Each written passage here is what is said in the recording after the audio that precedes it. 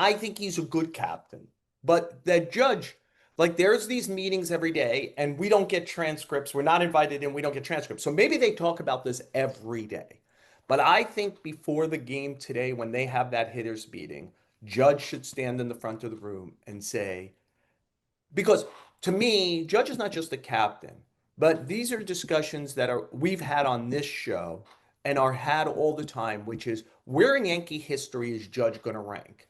And he can't, there's a ceiling he can't get to if he doesn't win championships. The Yankees are simply not like Ted Williams could be the greatest Red Sox without winning a championship. Carl Yastrzemski could be top five without winning a championship. They haven't won a lot of championships historically.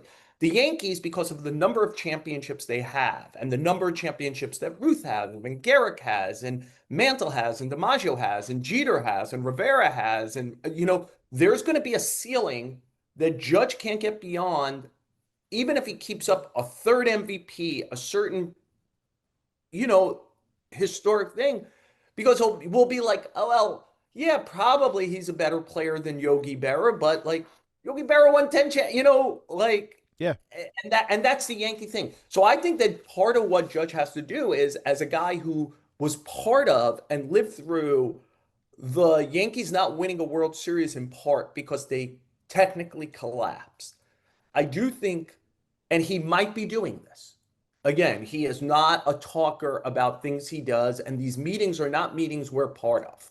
So I don't want to say that Judge is falling short here. I'm just saying if he is not doing it, this feels like an interesting pit stop moment in their season where the captain of the team who is so well regarded, besides liked and admired and like wowed by his teammates, has to say, this wasn't a very good weekend for us.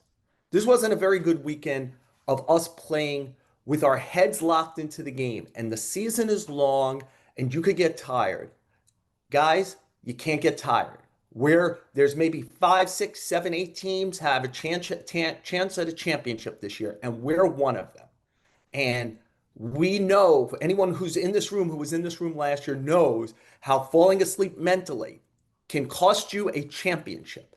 And so I think it would be valuable if he is not doing it. And again, I want to be cautious.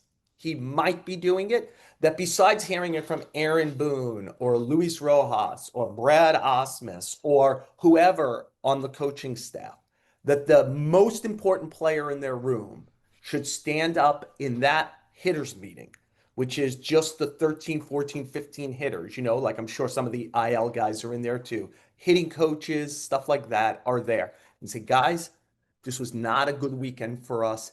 And it wasn't just that we lost 3 games. It's how we lost 3 games and where our head was at and how much it reminded me of bad moments from last year that kept this finger here without a ring. Mm-hmm.